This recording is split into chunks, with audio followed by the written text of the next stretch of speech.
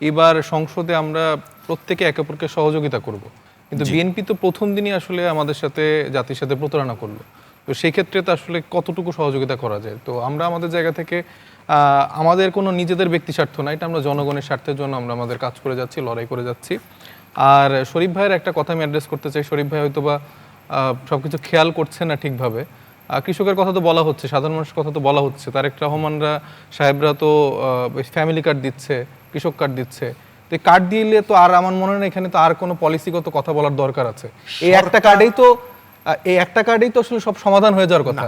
আমি political rhetoric করছি, তাদের ভিশন মিশন এরকমই, তারা পলিসিগত আর কোনো আলাপ আলোচনা করতে চান না।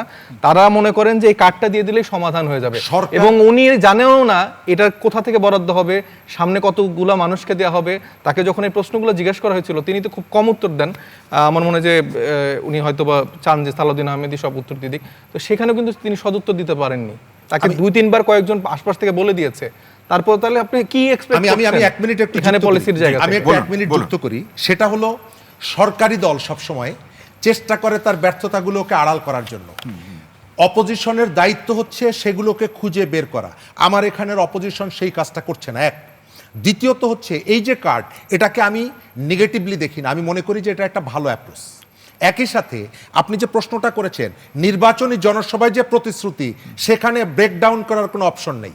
আমি বলবো যে আমাকে যদি ক্ষমতায় বসান, আমি কৃষকের ফসলের ন্যায্য দাম দিব। কিভাবে দিব এটি আমার টিম নির্বাচনের পরে এই পরিকল্পনা কিভাবে পরিপূর্ণভাবে বাস্তবায়ন হবে সেটা নিয়ে হচ্ছে না। কিন্তু বিরোধী দলের পক্ষ থেকে যে ধরনের বিরোধী দলের কথা বাদ দেন, আমি আমার জায়গা থেকে নাগরিক রাইট থেকে আমি জানার রাইট নাই যে এটা কিভাবে বাস্তবায়ন হবে। অবশ্যই করব, কিন্তু আমাকে বুঝুন বুঝাই দিলেন যে হ্যাঁ এটা বাস্তবায়ন হয়ে যাবে, তাহলে হয়ে গেল। না না না, সেটা তো হচ্ছে না। সেই প্রশ্নগুলো তো করা উচিত পার্লামেন্টে। আপনি এই যে টিকা নিয়ে কোন প্রশ্ন পার্লামেন্টে করেও হচ্ছে না, কোথাও করেও হচ্ছে না, পার্লামেন্টে উত্তর দিচ্ছে না। আমি তো বললাম তারেক রহমান সাহেবের উত্তরটা কি দিল। আপনি তারেক রহমান সাহেবের কাছে কোথায় জিজ্ঞেস করেছেন আমি জানি না। আমাদের নির্বাচনী জনসভা যদি আমাদের এই প্রশ্ন কোথায় হলো আমি জানি না, তবে আমি জানি জনসভাগুলোকে ব্যাখ্যা করার জায়গা না।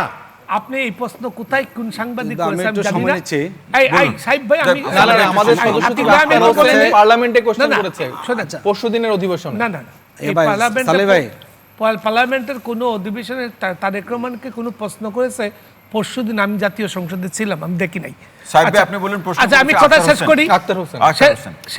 আমি তো বললাম জাতীয় সংসদে কোনো প্রধানমন্ত্রীর প্রশ্ন আমি দেখি। আক্তার হোসেন ভাই প্রশ্ন করেছে। আমি বলি আপনাকে, আমি তো জানি, ভিডিও ক্লিপ আছে, আমি জানি আপনি সাংবাদিক হিসেবে, আমি জানি প্রাথমিকভাবে তারা 22,000 কার্ড এই 14 এপ্রিল কোথা থেকে পেয়েছে, তারা কত সংখ্যার কার্ড দিবে ফ্যামিলি। আপনি সম্ভবত একটু বায়াসড, আপনি হচ্ছে যে ফুল ক্লিপটা দেখেন না।